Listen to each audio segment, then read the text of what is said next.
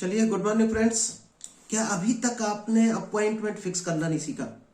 दोस्त, अगर आप डायरेक्ट सेलिंग में हैं और आपने अभी तक अपॉइंटमेंट करना नहीं सीखा, क्योंकि प्लान शो से पहले अपॉइंटमेंट फिक्स करना होता है, तो अपॉइंटमेंट कैसे फिक्स करते हैं, आज आपको ये डिटेल मिलने वाली है।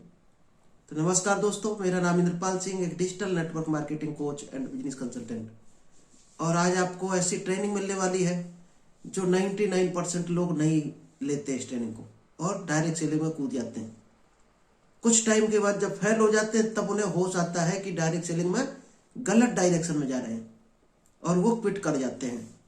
दोस्त, यही रीजन है कि डायरेक्ट सेलिंग में 90% लोग छोड़ देते हैं या सक्सेस नहीं हो पाते। दोस्त, असली कारण जो है वो यही है कि बिना ट्रेनिंग के आप कूद पड़े हो। तो चलिए हम स्टार्ट करें सेशन को। इससे पहले अभी तक अगर आपने यूट्यूब चैनल को सब्सक्राइब नहीं किया है तो इस चैनल को सब्सक्राइब जरूर कर लें, क्योंकि यहाँ पर आपको डेली कुछ ना कुछ एक से एक बेहतर डायरेक्ट सेलिंग से रिलेटेड नॉलेज मिलती है। इसके अलावा भी आप बहुत कुछ सीख सकते हैं यहाँ पर, like public speaking, sales technique, personality development, spirituality management, financial management, बहुत सारी ट्रेनिंग आपको यहाँ मिलती है। तो चलिए आज आपके लिए हम लेकर आए सेटिंग ऑफ अपॉइंटमेंट। तो ये दोस्तों है सेटिंग ऑफ अपॉइंटमेंट। अगर डायरेक्ट सेलिंग आप आ चुके हैं डायरेक्ट सेलिंग में और शुरुआत कर दी है, तो दोस्त सबसे पहला जो काम होता है डायरेक्ट सेलिंग में, लिस्ट बनाना। लिस्ट बनाने के बाद अपॉइंटमेंट फिक्स करना, यानी उनको इनवाइट करना और इनवाइट करके प्लान शो के लिए अपॉइंटमेंट फिक्स करना। तो आज हम यही सिखाएंगे, how to fix an appointment. बहुत से लोग लिस्ट बनाने के बाद प्रोस्पेक्टिंग में क्या गलती हो जाती है, वो गलती से आप कोशिश करना बच जाओ। दोस्त, प्रोस्पेक्टिंग से पहले आता है एक शब्द सस्पेक्टिंग, यानी कि अगर आप सस्पेक्ट करके पहचान करना लोगों की कि कौन आदमी इस बिजनेस लायक है, कौन नहीं है, कौन अपना ग्राहक बनने लायक है, कौन नहीं है। क्योंकि हर चीज की एक क्वालिटी चेक की जाती पहले कि आप उसके हकदार हो कि नहीं हो। तो पहले सस्पेक्टिंग आपको जरूर करनी है। अगर सस्पेक्टिंग आप नहीं करते तो आपका शायद 70% से ज्यादा टाइम वेस्ट चला जाता है। और दोस्त, जो टाइम वेस्ट अपना कर दिया तो आप बहुत कुछ आप खो दिया। टाइम कभी वेस्ट नहीं करना चाहिए, क्योंकि ये कहावत भी है, टाइम इज मनी। एक एक सेकंड का सदुपयोग करना चाहिए। तो खराब लोगों पर अपना टाइम वेस्ट नहीं करना है, उसको बोलते हैं सस्पेक्टिंग। आपको ये पहचान करनी है कौन आदमी कितने टाइम का हकदार है, कितना टाइम आपको देना चाहिए। तो वो आपको पहचान करना बहुत जरूरी है। जितनी जल्दी हो सके अच्छे आदमी को टाइम देना शुरू करो और खराब आदमी को बाहर करो, अपने जोन से बाहर कर दो। नहीं तो क्या होगा, या तो आप खराब हो जाओगे उसके साथ, या फिर आप उसको सुधारोगे। और जो सुधरने को तैयार नहीं है, सही डायरेक्शन में चलने को तैयार नहीं है, उस आदमी के साथ टाइम खराब मत करो। अगर आप किसी से अपॉइंटमेंट लेने जा रहे हैं तो दोस्त कुछ चीजें बारीक हैं जो अपॉइंटमेंट में आपको विशेष ध्यान रखनी है। अपॉइंटमेंट के टाइम पर आपको कंपनी का नाम नहीं बताना है भूल कर भी। इसके बाद आपको अपॉइंटमेंट करना है, यानी नाम लिए बगैर आपको अपॉइंटमेंट फिक्स करना है।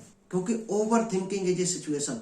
जब आप ज्यादा डिटेल बताने लगते हैं और लोग ज्यादा सोचते हैं तो दोस्त गलत अर्थ ज्यादा लगाते हैं। अपना माइंड इस तरह का बनाया गया है कि जब आपके पास डिटेल नहीं होगी तो उस चीज के बारे में आप निगेटिव पहले आएंगे विचार।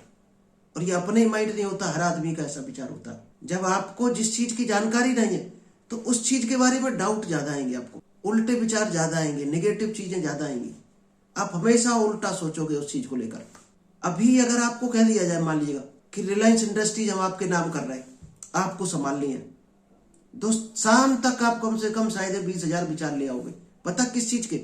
ऐसी ऐसी चीजें आप सोचोगे जिससे कंपनी गड्ढे में चली जाए, जिससे आप फेल हो जाओ, ऐसे विचार पहले आएंगे, क्योंकि आपने इतनी बड़ी कंपनी कभी संभाली नहीं। इसी तरह से जब बड़ा कोई अपने पास मौका आता है तो हम निगेटिव विचार ज्यादा करते हैं, उसके बारे में अपोजिट ज्यादा सोचते हैं। तो कभी भी उल्टा नहीं सोचना है। तो अब उल्टा कब ना सोचे आदमी, जब आप उसको कुछ डिटेल नहीं बताओगे। अपॉइंटमेंट के टाइम पर, इनविटेशन के टाइम पर कोई डिटेल नहीं बतानी है। डिटेल बता दी तो वो उल्टा गुणा भाग करके और पहले अर्थ का अनर्थ कर डालेगा।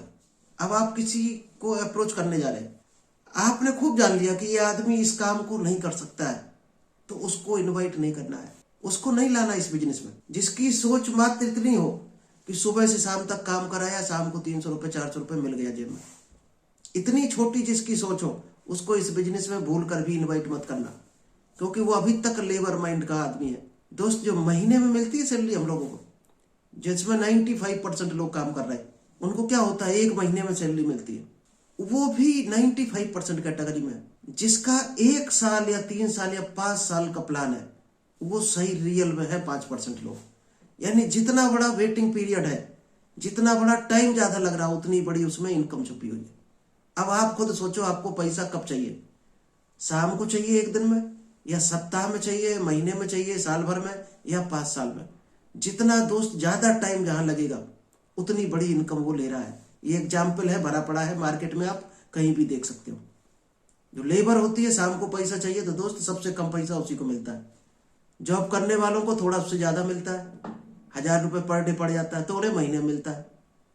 कई ऐसे कॉन्ट्रैक्टर आपको मिलेंगे, चार्टर्ड अकाउंटेंट, एडवोकेट, जो साल भर का ठेका लेते हैं, किसी फर्म का साल भर का अकाउंटिंग का ठेका लेते हैं, तो शायद उनको और ज्यादा मिलता है, नौकरी से ज्यादा मिलता है। और ऊपर जाओगे तो बिजनेसमैन आ जाएंगे, जो 3 साल से 5 साल का प्लान करके चलते हैं। और दोस्त, जो 20 साल, 25 साल, 100 साल, 500 साल, 1000 साल का विजन बनाकर चलते हैं, वो असली सक्सेसफुल इंसान होते हैं। अब आप सोच रहे होंगे कि हमें जिएंगे तो 100 साल, तो 1000 साल का हम कैसे बना सकते हैं? बना सकते हो। बहुत से लोग आज हैं जो 1000 साल पहले मर गए थे और आज भी उनका काम चल रहा, लाइक गौतम बुद्ध। इसके अलावा भी बहुत से सक्सेसफुल लोग मिलेंगे, महात्मा गांधी, इनका विजन बहुत लंबा था। तो आपने कितना बड़ा अपना विजन बनाया है, उतना ही दोस्त आप तरक्की करने वाले हो, उतना ही बड़ा आपका नाम होने वाला है। तो चलिए हम अपने टॉपिक पर आते हैं। अपॉइंटमेंट से पहले आपको किस चीज की जरूरत पड़ेगी? जब भी आप किसी का अपॉइंटमेंट करने जाओगे मीटिंग के लिए, तो क्या क्या चीजें आपको ध्यान रखनी है? Have people to call. सबसे पहले तो आपने जो लिस्ट बनाई है, उस लिस्ट के लोगों को ही कॉल करना है। अनजान आदमी को, नए आदमी को कभी भी इनवाइट के लिए कॉल मत करो। आज नाम लिखा है आपने, या 15 दिन पहले लिस्ट में नाम लिखा और आप तुरंत उसको इनवाइट करने लगे, ऐसा भी मत करना। पहले रेपो बनानी है, थोड़ा सा उससे जान पहचान आपकी हो जाने दो।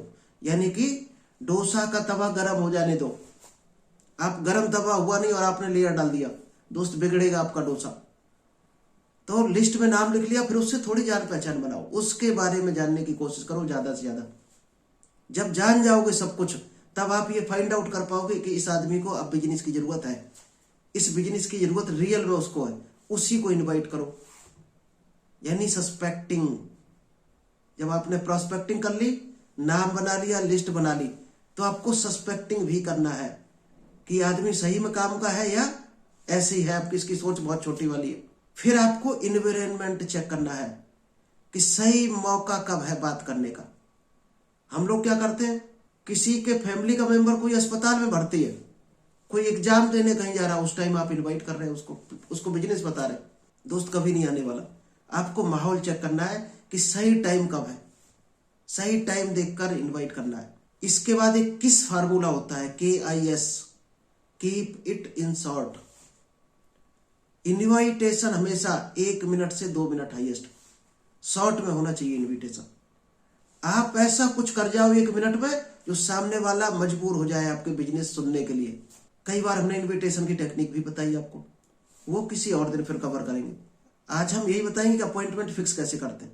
इसके बाद आपको जब सेट करोगे अपॉइंटमेंट, तो क्या क्या विशेष ध्यान रखना है, डेट एंड टाइम, लोकेशन कौन सा रहेगा, और अगली बार आप कॉल कब करो, इसका भी दोस्त टाइम लिख लेना, डेट और टाइम। आप इस मीटिंग में आ रहे हैं, वो डेट टाइम हो गया, जगह कौन सी हो गई, इसके बाद अगली बार हम कब कॉल करें, ये जरूर ले लेना है। सबसे इंपॉर्टेंट चीज है अगली बार हम कब कॉल करें आपको। फिर रीशेड्यूल करना है उस मीटिंग को। बाई चांस किसी वजह से नहीं हो पाती मीटिंग, या हो गई तो उसको डिसीजन लेने के लिए कुछ टाइम चाहिए, तो रीशेड्यूल आपने अगर नहीं किया है कि हम कब कॉल करें, तो आपका अधूरा है, यानी कि आपने अपनी मेहनत पर ही पानी फेर दिया। रीशेड्यूल जरूर करना है, और रीशेड्यूल कर लिया तो दोस्त चाहे दुनिया इधर की उधर हो जाए, आपको उस टाइम पर उसको कॉल करना ही करना है। मिलने को बोला है तो मिलना है उसको। यही तो गलती हम लोग करते हैं, यही आलस हम लोगों को गड्ढे में ले जाता है। चलिए अब अप्रोच कैसे करना है, कैसे लोगों को टच करना है। जब लिस्ट बना ली, जान पहचान बढ़ गई, तो दोस्त 3 तरीके हैं लोगों से मिलने के। एक डायरेक्ट अप्रोच, सीधा डायरेक्ट कॉल करो, डायरेक्ट जाके मिल लो और उसको सही टाइम देखो, सही सिचुएशन देखो, तो उसको बता दो कि उसको क्या चाहिए। क्या पार्ट टाइम में इंटरेस्टेड है तो हमारी आज मीटिंग है, उसमें आप आ सकते हो। सीधा इनवाइट कर दो, लेकिन डायरेक्ट उसी को करना जिसके साथ आपके अच्छे रिलेशन है, जो आपको लग रहा हो कि आपकी बात को नहीं टालेगा, 100% जो आपकी बात मानता हो, उसी को डायरेक्ट अप्रोच करना है। नेक्स्ट होता है रिफरल इवेल्युएशन। ये होता है जब किसी के रेफरेंस के थ्रू आपने इनवाइट करोगे, किसी थर्ड पर्सन का रेफरेंस देकर इनवाइट करोगे, ये रेफरल इनविटेशन हो गया। फिर है प्रोडक्ट अप्रोच। आप प्रोडक्ट के थ्रू पहुंचोगे कहीं। मान लीजिएगा आज हमारे पास लाइन लगी रहती लोगों की, प्रोडक्ट लेने वाले लोगों की लाइन लगी रहती है, तो दोस्त उसके घर जा सकते हो आप हाल चाल लेने। सर आपको हमने फलाना आपको प्रोडक्ट दिया था, एलोवेरा का प्रोडक्ट दिया था, कितने % फायदा है। इस तरह से आप उसके घर जा सकते हो हाल चाल लेने के बहाने, और उसी में आपको प्लान दिखा देना है। क्या ये आप लोग कर रहे हो? नहीं कर रहे हो तो डायरेक्ट सेलिंग की शुरुआत नहीं की आपने।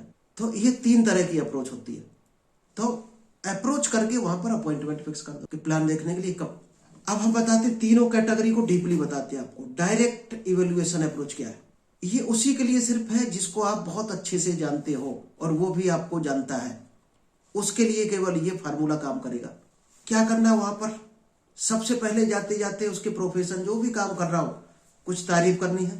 तारीफ करने के बाद हालचाल लेने हैं उसके, बिजनेस कैसा चल रहा, घर कैसा चल रहा, घर में सबकी हेल्थ सही है कि नहीं।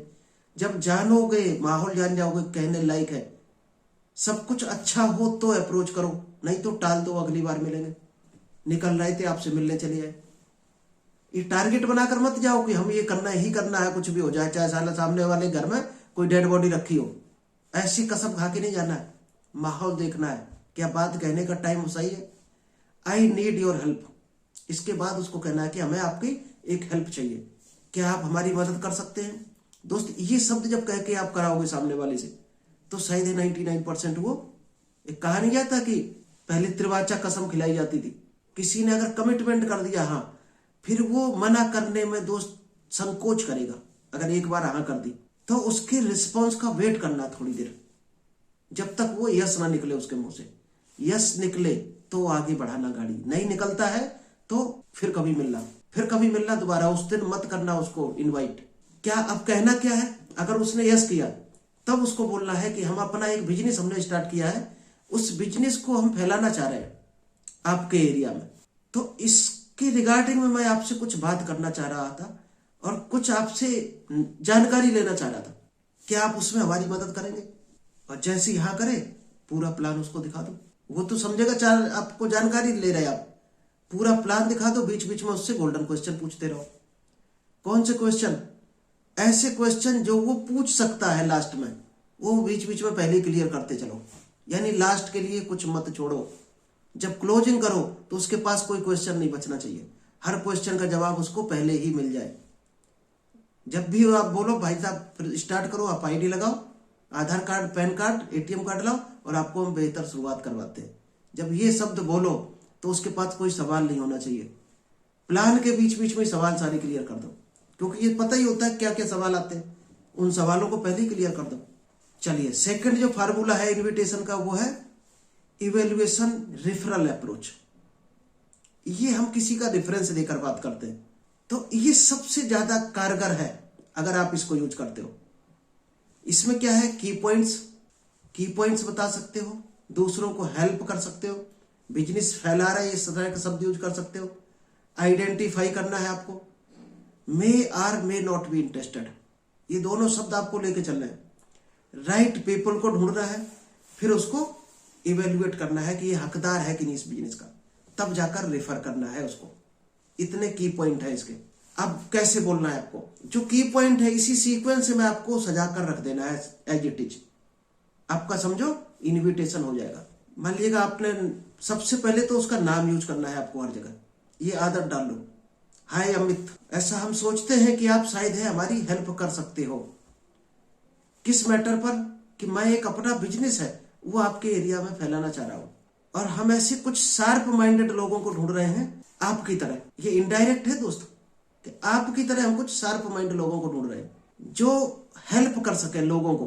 और बिजनेस को फैला सके, लोगों को सही जानकारी दे सके। जो हम करने जा रहे हैं, क्या आप इसमें हमारी हेल्प कर सकते हैं?